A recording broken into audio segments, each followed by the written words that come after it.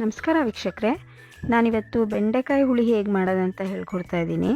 ಅದಕ್ಕೆ ಬೇಕಾಗಿರೋ ಇಂಗ್ರೀಡಿಯೆಂಟ್ಸು 2 ಹಿಡಿಯಷ್ಟು ಹೆಸರು ಕಾಳು, ಒಂದು 12 ಬೆಂಡೆಕಾಯಿ, 1 ಹಿಡಿ ಕಾಯಿ, ಒಂದು 4 ಎಸ್ಳು ಬೆಳ್ಳುಳ್ಳಿ, ಒಂಚೂರು ಹುಣಸೆಹಣ್ಣು. ನಾನು ಹುಣಸೆಹಣ್ಣು ಸ್ವಲ್ಪ ಹಾಕ್ತೀನಿ, ಯಾಕೆಂದರೆ ಟೊಮೆಟೊ 2 ಹಾಕ್ತಾಯಿದ್ದೀನಿ.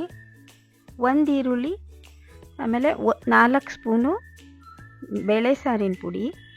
1 ಈರುಳ್ಳಿಯಲ್ಲಿ ಒಂದು 1/4 ಭಾಗ ಹಸಿ ಈರುಳ್ಳಿ ಹಾಗೆ ಇಟ್ಕೊಂಡು 1/4 ಭಾಗ ಸಣ್ಣಗೆ ಹೆಚ್ಚಿಟ್ಕೋಬೇಕು ಒಗ್ಗರಣೆಗೆ. ಇನ್ನೊಂದು ಅರ್ಧ ಈರುಳ್ಳಿನ ಸುಟ್ಕೊಳ್ಳೋಣ. ಆಮೇಲೆ ಹೀಗೆ ಹೆಸರು ಕಾಳನ್ನು ಹುರ್ಕೋಬೇಕು, ಸೀಸದೇ ಇರೋಂಗೆ ಹುರ್ಕೋಬೇಕು. ನೆಕ್ಸ್ಟು ಬೆಂಡೆಕಾಯಿ ಹುರ್ಕೊಳ್ಳೋಣ.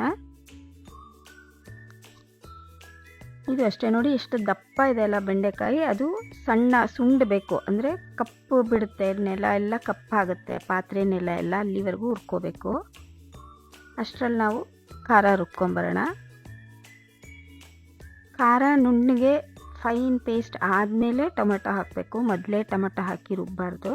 ಖಾರ ನುಣ್ಣಗೆ ಆದಮೇಲೆ ಟೊಮೆಟೊ ಹಾಕಿ ರುಬ್ಕೊಂಡು ಬರಬೇಕು.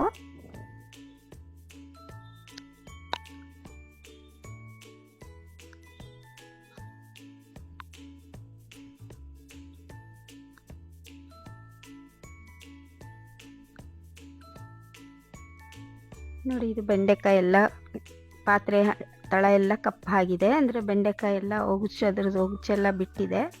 ನಾವಿವಾಗ ಇದೇ ಪಾತ್ರೆಯಲ್ಲೇ ಸಾರು ಮಾಡಬಾರ್ದು, ಅದನ್ನು ಬೆಳಗ್ಕೊಂಡು ಬೇರೆ ಪಾತ್ರೆ ಅಥವಾ ಅದನ್ನು ಕ್ಲೀನ್ ಮಾಡ್ಕೋಬೇಕು. ನೋಡಿ, ಪಾತ್ರೆ ಕ್ಲೀನ್ ಮಾಡಿಕೊಂಡು 1:30 ನೀರೆಲ್ಲ ಸುಂಡಬೇಕು. ಒಲೆ ಮೇಲೆ ಇಟ್ಟ ತಕ್ಷಣ ಹಾಕಬೇಡಿ ಎಣ್ಣೆ. ನೀರೆಲ್ಲ ಪಾತ್ರೆ ಡ್ರೈ ಆದಮೇಲೆ 1.5 ಸ್ಪೂನ್ ಎಣ್ಣೆ ಹಾಕಿ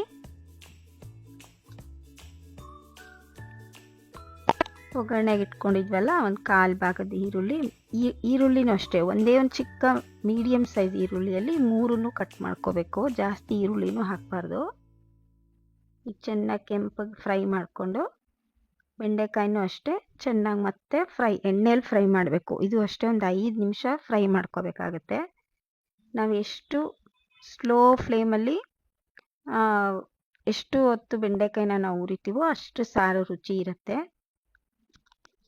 ಆಮೇಲೆ ಇನ್ನೊಂದು ಟಿಪ್ಪು ವೀಕ್ಷಕರೇ, ನೋಡಿ, ಈಗ ಹೆಸರು ಕಾಳು ಬದಲು ಇದೇ ಜಾಗದಲ್ಲಿ ಒಣ ಅವರೆಕಾಳು ಹಾಕಿದ್ರೂ ಚೆನ್ನಾಗಿರುತ್ತೆ. ಸೇಮ್ ಪ್ರೊಸೀಜರ್, ಬಟ್ ಹೆಸರು ಕಾಳು ಬದಲು ಒಣಗಿದ್ದ ಅವರೆಕಾಳನ್ನು ಹಾಕಿ ಮಾಡ್ಬೋದು. ಅದು ಬೇರೆ ಸಾರು ಟೇಸ್ಟ್ ಇರುತ್ತೆ, ಇದು ಬೇರೆ ಥರ ಟೇಸ್ಟ್ ಇರುತ್ತೆ, ಬಟ್ ಪ್ರೊಸೀಜರ್ ಸೇಮ್ ಇರುತ್ತೆ.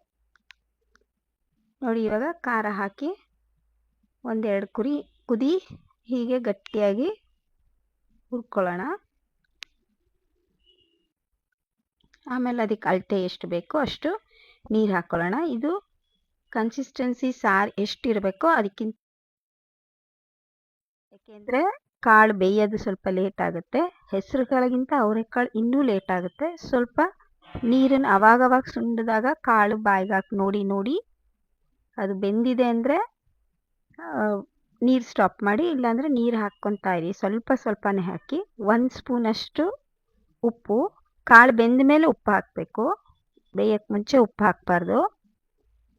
ಉಪ್ಪು ಹಾಕ್ಬಿಟ್ಟು 1-2 ನಿಮಿಷ ಹೀಗೆ ಬೇಯಿಸ್ಕೊಂಡ್ರೆ ಹೆಸರು ಕಾಳು ಬೆಂಡೆಕಾಯಿ ಹುಳಿ ರೆಡಿ ಇದೆ.